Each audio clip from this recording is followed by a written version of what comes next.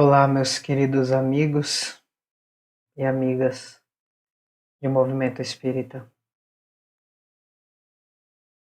Hoje falaremos sobre o que nos ensina a morte. Tentaremos refletir um pouco sobre o tema, quem sabe colher alguma lição. Para darmos início, faremos uma reflexão com uma mensagem de Emmanuel, para logo depois fazer uma pequena prece, nos conectando ao nosso Pai, o Deus que rege todo o universo. É uma mensagem de Emmanuel intitulada Ninguém Morre. É de um livro bonito, um conjunto de estudos chamado Caravana de Amor. Lá, Emmanuel faz uma espécie de poesia curta, objetiva, intitulada Ninguém Morre. Ele diz o seguinte: não reclames da terra os seres que partiram. Olha a planta que volta na semente a morrer. Chora de vez que o pranto purifica a visão. No entanto, continua agindo para o bem. Lágrima sem revolta é o orvalho de esperança. A morte é a própria vida, numa nova edição.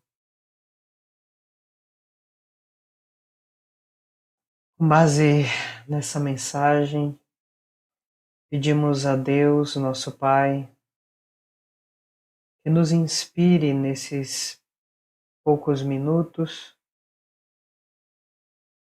para que possamos falar com acerto e refletir todos juntos, de maneira atemporal e assíncrona, sobre a morte, lei da vida. Contamos com a sua bênção, Senhor, a fim de restabelecermos as ordens do nosso coração.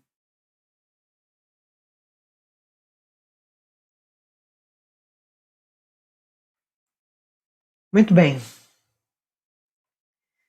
Um tema intrigante que muitos já falaram e ainda muitos irão falar. O que tem para nos ensinar a morte? Ou melhor, o que seria a própria morte? Quando falamos ou quando nos perguntamos sobre o que nos ensina a morte, ela parece tal qual o anjo divino que pode nos transmitir uma determinada lição. Em verdade, os desencarnados, os espíritos que coordenam a doutrina espírita e dirigem o processo de sua revelação progressiva, dizem em muitos trechos, seja do Livro dos Espíritos, o Livro dos Médiuns, o Céu e o Inferno, o próprio Evangelho segundo o Espiritismo, ou até mesmo a Gênese, bem como em todo o compêndio de entrevistas e artigos publicados na Revista Espírita, eles sempre alegam, voltam, reabrem o tema tratando sobre a morte. como se em verdade poucas pessoas tivessem se acostumado a discutir e a ouvir sobre. Muito bem, falar sobre a morte é um tema intrigante, no mínimo. Nós nos surpreendemos e nos debruçamos sobre ela desde quando nós a descobrimos. Há milênios atrás, quando a raça humana descobriu e compreendeu a morte dos seus companheiros à sua volta e de como eles não mais se mexiam, de como eles não mais reagiam a nada, a morte se transformou em um profundo tema de reflexão. É verdade que desde esse tempo também, quando descobrimos a morte, a crença da imortalidade nos acompanhou. De que a morte não deveria ser o fim. A vida, a própria morte, se constituiu então temas de reflexões, livros, fundamentou o surgimento de religiões. Se compara com o grande mistério do surgimento da própria vida, do próprio universo.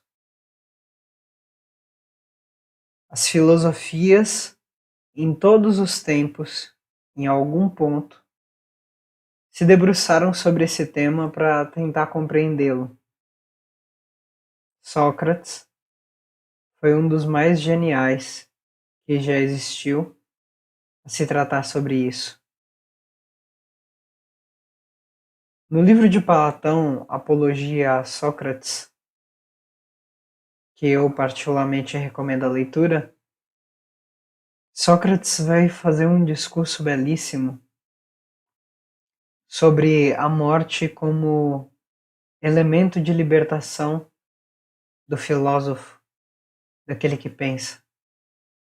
Porque mesmo há mais de 2000 anos, Sócrates ele já tinha a compreensão que as pessoas que morrem apegadas aos seus bens, apegadas a questões transitórias, impermanentes, elas devem de sofrer alguma coisa com o abrupto afastamento desses.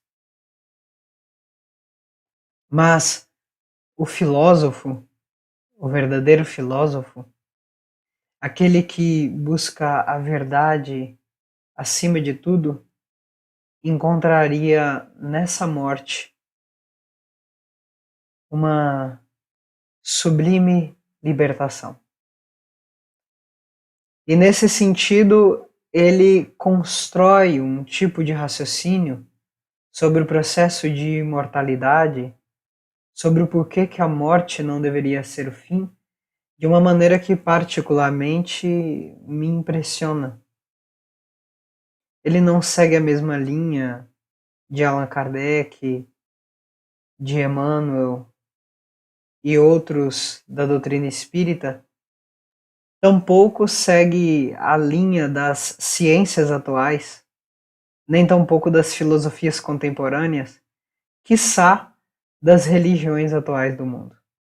Não. Sócrates ele segue uma linha toda especial, que eu particularmente digo que apenas outros dois raciocínios me impressionaram tanto quanto, que é o de Allan Kardec e do estudioso Leon Denis.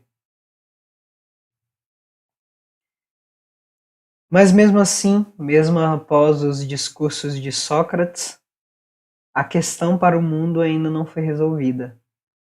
Continuou aberta. As pessoas ainda buscam uma resposta para a morte, se angustiam sobre ela. É porque, em verdade, a morte ela representa muito mais do que um ensaio filosófico. É um momento real, palpável. É algo que todos irão chegar.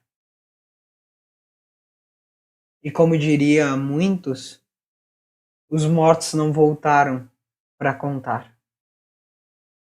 Erro de princípio, óbvio. Se eles soubessem que os mortos já voltaram, já falaram o que é a morte, mas ainda não chegou a época da humanidade como um todo compreender. Porque a humanidade como um todo ainda não se compreendeu. Então, ao falarmos de morte, a primeira coisa que eu questiono é: você entende a sua vida? Você se entende? Você se conhece minimamente para compreender que a morte não é o final? Você já se descobriu a tal ponto de que sua imortalidade, sua permanência no universo, não é apenas uma crença, mas sim uma certeza?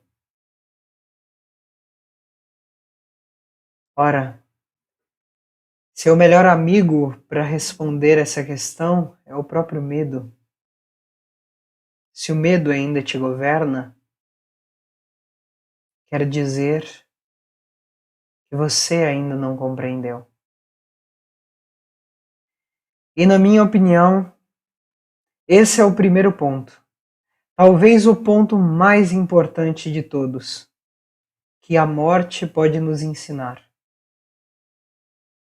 É o que é a própria vida. O que é a minha vida. Não a vida em um sentido genérico, abstrato, longínquo, distante, mas o que é a minha vida. O que me alimenta. É o pão que eu como todos os dias? É isso que me anima, que anima o meu corpo, que faz ele se movimentar, que faz ele balançar, que agita as suas moléculas? É isso? É o alimento? É o alimento? É a água? É o som? Ou existe algo que animaria o corpo para além do pão, para além da água? O nome disso é ânima. Os filósofos gregos já discutiam sobre isso. Não é possível que somente o pão, ou a água, ou o sol, ou os exercícios animem o corpo. Porque quando olhamos para um cadáver e para uma pessoa saudável, não notamos diferença material nenhuma. Ninguém vai conseguir reanimar um cadáver colocando comida em sua boca, colocando água em seus lábios. Talvez a comida e a água sejam uma estrutura, algo necessário, mas não essencial. Não aquilo que anima, aquilo que move, aquilo que governa, aquilo que dirige. Aquilo que anima deve libertar-se do corpo após a morte. Esse foi o sentido de ânima, que deu origem à palavra alma.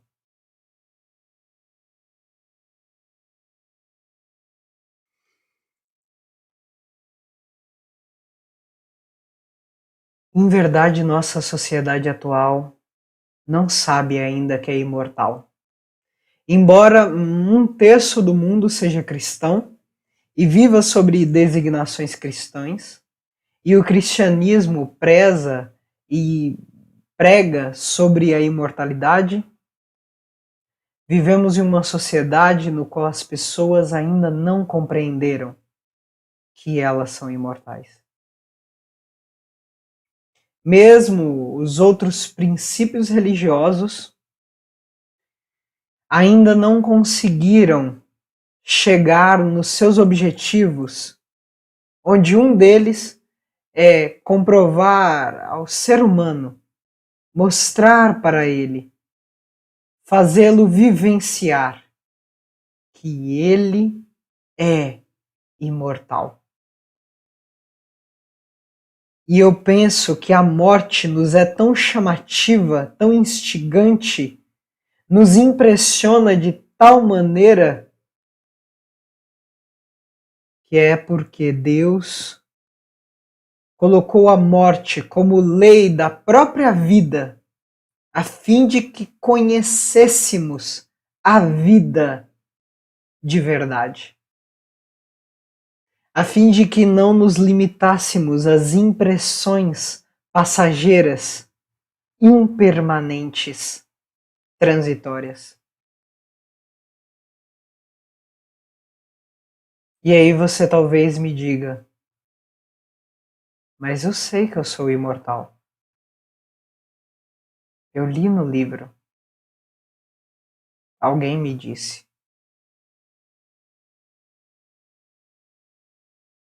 Você já pensou que os espíritos que perturbam, que os espíritos que mentem, que obsidiam, que perseguem, você já pensou que esses espíritos sabem que são imortais?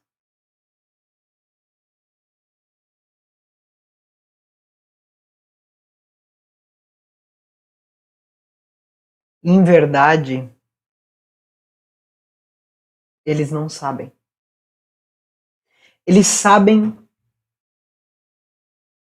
que eles não morrem. Mas saber que você não morre não é necessariamente compreender que você é imortal. Porque já vi muitos espíritas tratar a si mesmo nas encarnações futuras ou nas encarnações passadas como uma pessoa diferente. Quando você pensa que depois da morte vem o mundo dos espíritos, e depois do mundo dos espíritos você reencarnará e esquecerá quem é você, e viverá uma nova vida agora com novas memórias, na maioria das vezes você pensa, não, quando eu reencarnar como Joana, como Gustavo, como Camila, como Augusto, eu não serei mais eu, serei outro.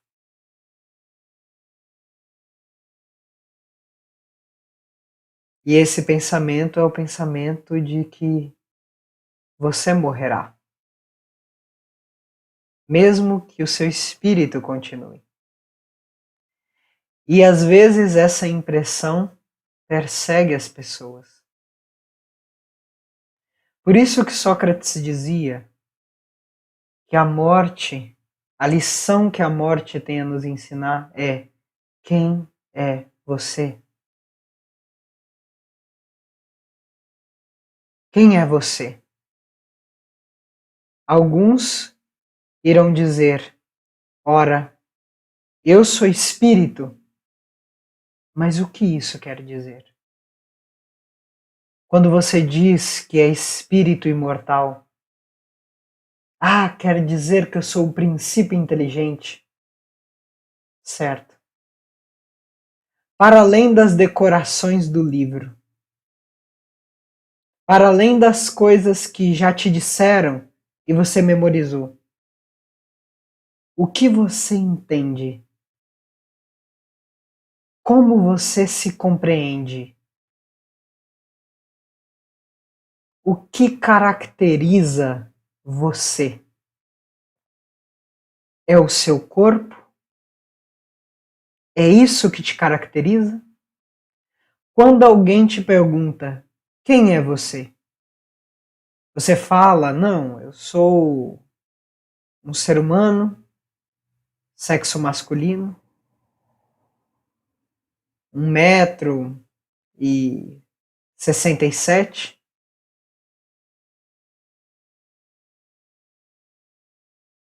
tenho braços sadios, pernas sadias, cabelo castanho escuro, quase preto, pele parda, olhos castanhos, sem muitos riscos, um rosto nem muito feio, nem muito bonito, um corpo franzino, sem muito músculo. É isso que te caracteriza? Não.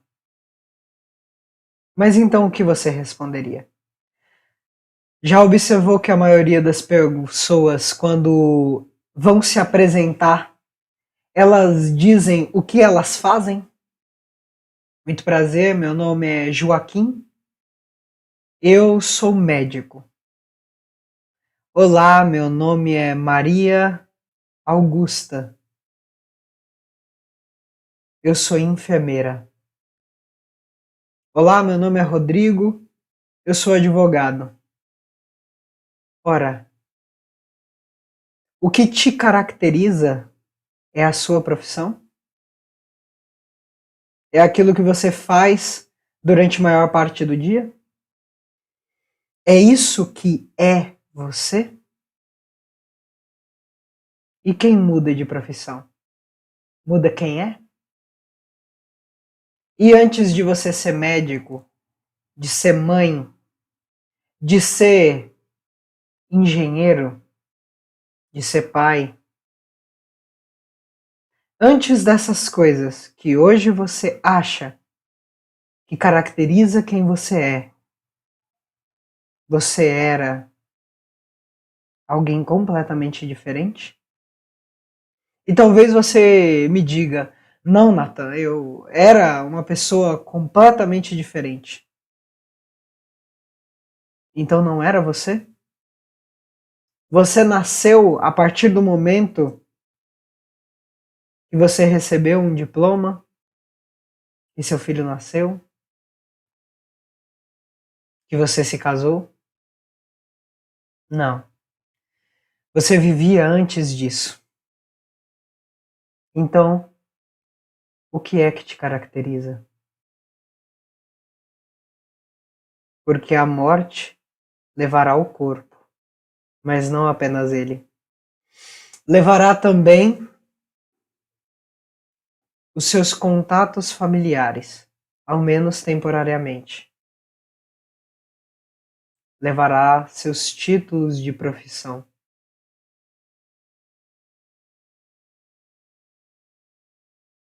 O que restará?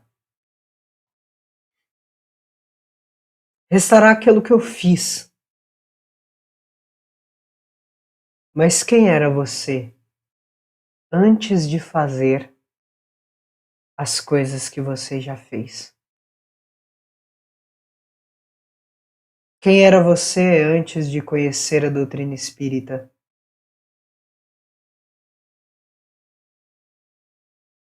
Quem era você antes de adquirir os vícios que você tem? Quem era você antes de adquirir as suas virtudes? Continuava sendo você. Você não é a soma de suas virtudes, nem a soma de seus vícios, nem a soma de seus defeitos. Quem é você? Quem é que a morte deixará intacto? Todos os dias aprendemos conhecimentos novos. Todos os dias buscamos superar vícios e desenvolver virtudes. Mas essas coisas não são o que nos caracteriza. Por isso que eu afiguro que, se fosse possível, a humanidade, no momento onde cada humano fosse morrer e a morte se transformasse em uma personalidade, em uma figura para vir nos ceifar do mundo dos encarnados, talvez a primeira e única coisa que a morte nos exigiria, nos perguntaria é: quem é você?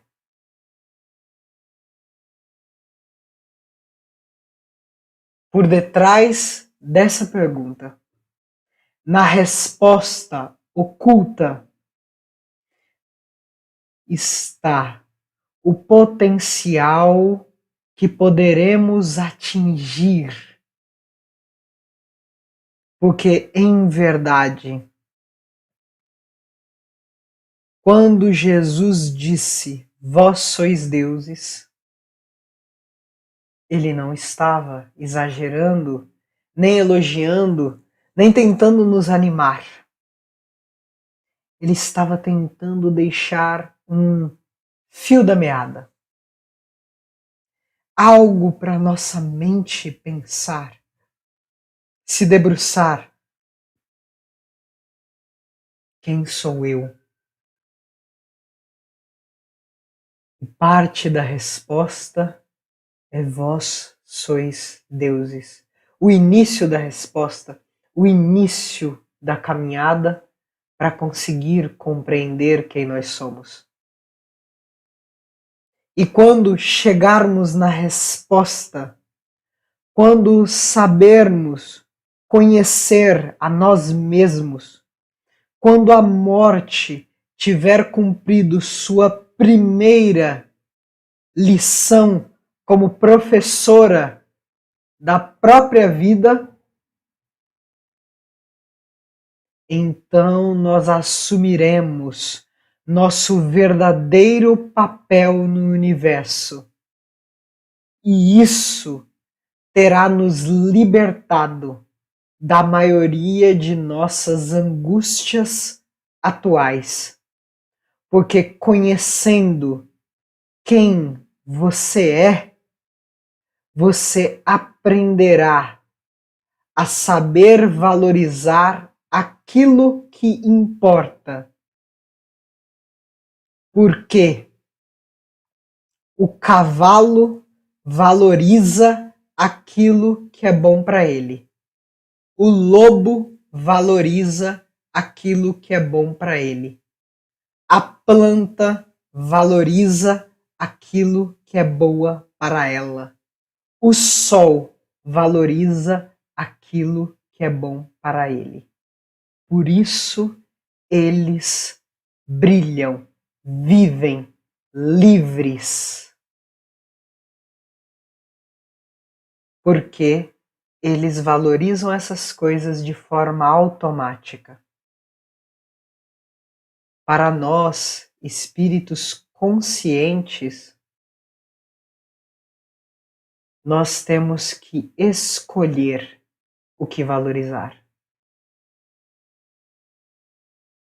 E hoje em dia, nós valorizamos coisas como se fôssemos animais. Valorizamos coisas como se nós fôssemos plantas. Valorizamos coisas como se nós fôssemos 1000 coisas. Mas não valorizamos as coisas que fazem de nós aquilo que nós somos. Eis o que eu penso que é uma das principais lições que a morte pode nos trazer. Fico agradecido pela paciência que você dedicou a esses instantes de reflexão comigo e com nosso Pai. E nesse momento eu agradeço a esse Pai bendito, a esse Deus amoroso,